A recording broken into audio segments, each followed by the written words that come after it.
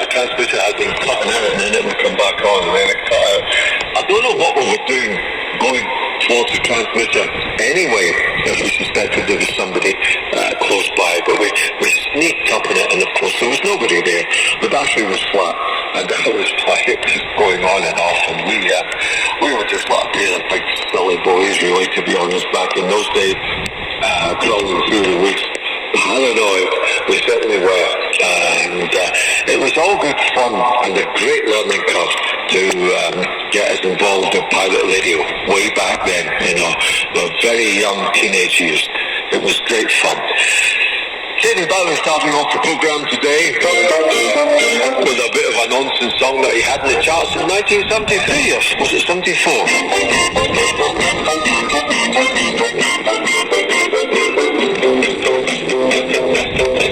I was walking down the high street when I heard footsteps behind me, and there was a little old man, scarlet and grey, shuffling away.